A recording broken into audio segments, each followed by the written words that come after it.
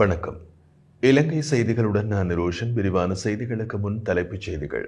மக்கள் தற்போது பல்வேறு நெருக்கடிக்குள் கடும் துன்பமான வாழ்க்கையை அனுபவித்து வருகின்றார்கள் என்று எதிர்க்கட்சித் தலைவர் சஜித் பிரேமதாச கருத்து. இந்திய பிரதமருடன் கைச்சாத்திடப்படவுள்ள ஒப்பந்தங்கள் பற்றிய முழுமையான தகவல்கள் ஒப்பந்தத்தின் நிறைவில் வெளியிடப்படும் என அமைச்சரவை பேச்சாளர் அறிவிப்பு. உலக நாடுகளின் மீது வரிகளை அமெரிக்க ஜனாதிபதி டொனால்ட் ட்ரம்ப் அறிவித்துள்ள நிலையில் இலங்கையிலிருந்து ஏற்றுமதியாகும் அனைத்து பொருட்களுக்கும் 44% வரி. ஜனாதிபதி நிதியத்திலிருந்து நிதியை தவறாக பயன்படுத்தியதாக கூறப்படும் 22 முன்னாள் அமைச்சர்கள் மற்றும் நாடாளுமன்ற உறுப்பினர்களுக்கு எதிரான விசாரணைகள் ஆரம்பம். தொடர்வது விரிவான செய்திகள். நாட்டு மக்கள் தற்போது பல்வேறு நெருக்கடிக்குள் கடும் துன்பமான வாழ்க்கையினை அனுபவித்து வருகின்றனர் என்று எதிர்க்கட்சித் தலைவர் சஜித் பிரேமதாச கடுவல பகுதியில் உரையாற்றும் போது தெரிவித்துள்ளார்.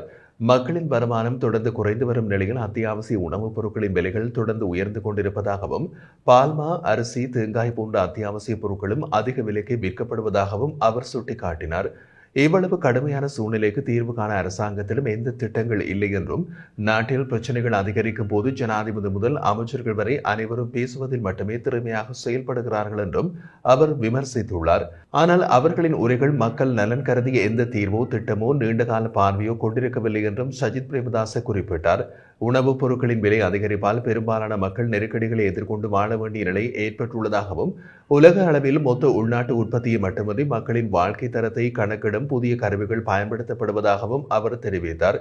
இந்த நிலையில் இலங்கை அரசு சர்வதேச நிலைமைகளை புரிந்து கொள்ள முடியாத முறைமையில் செயல்படுகிறது என்றும் அவர் குற்றம் சுமத்தியுள்ளார். அமெரிக்கா விதித்துள்ள வரிகளால் இலங்கையின் ஆடை ஏற்றுமதி துறை பெரும் பாதிக்கப்படும் என்றும், இதன் விளைவுகளை கணக்கிட அரசாங்கம் முயற்சி செய்யவில்லை என்றும் குறிப்பிட்டார்.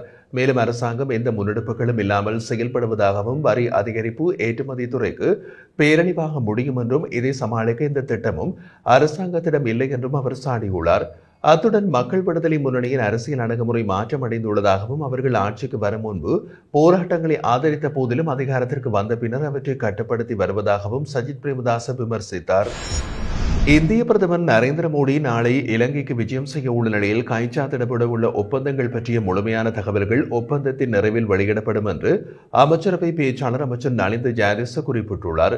அமைச்சரவை தீர்மானங்களை அறிவிக்கும் ஊடக சந்திப்பில் அவர் இதை தெரிவித்துள்ளதுடன், பிரதமர் மோடியின் இலங்கை விஜயத்தின் போது பலசக்தி, சுகாதாரம், டிஜிட்டல் பொருளாதாரம் மற்றும் பாதுகாப்பு உள்ளிட்ட பல்வேறு துறைகளில் புரிந்துணர்வு உடன்படிக்கைகள் கைச்சாத்திடப்படும் என்றார்.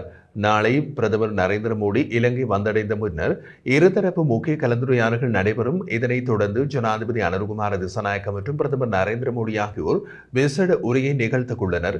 மேலும் இந்திய பிரதமரின் விஜயத்தின் போது கைச்சாத்திடப்படும் புரிந்துணர்வு உடன்படிக்கைகள் தொடர்பான தகவல்கள் இடைக்கிடையே வெளியிடப்படும் என்றும் அமைச்சர் நலிந்த ஜாயதிச தெரிவித்தார்.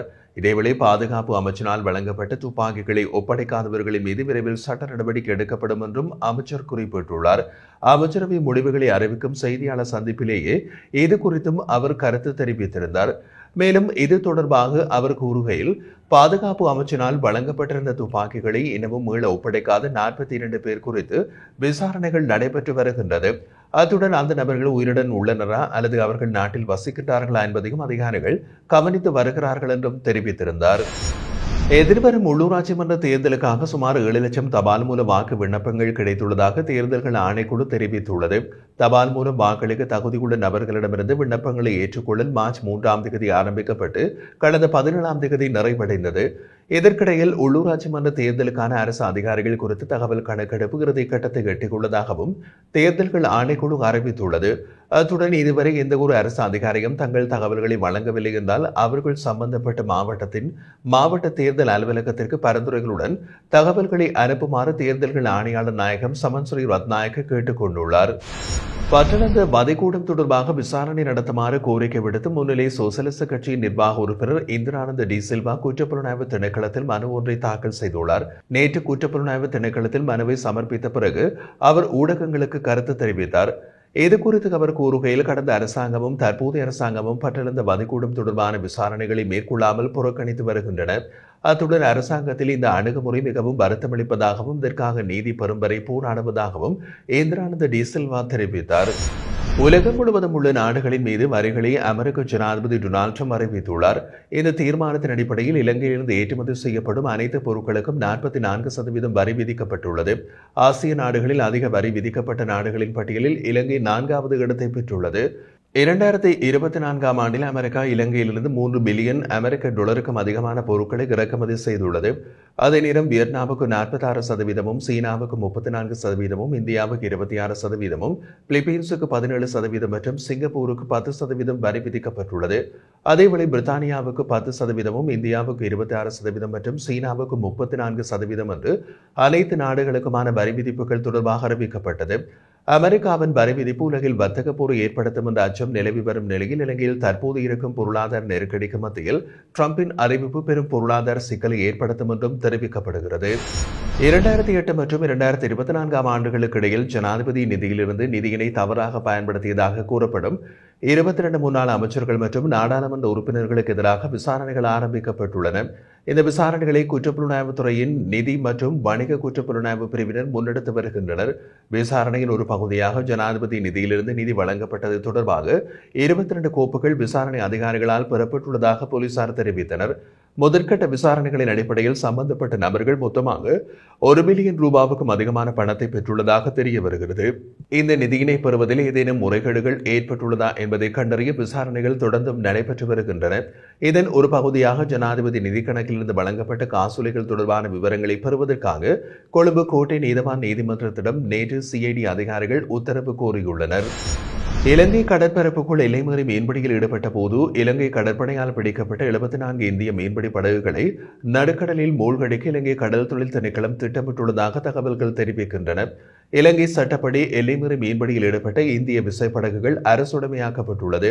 இந்த படகுகளின் மீன்பிறக்க திட்டத்தின் கீழ் நடுக்கடலில் மூழ்கடிக்க கடல் தொழில் நீரியல் வளத்துறை திணைக்களம் நடவடிக்கை எடுக்க உள்ளது.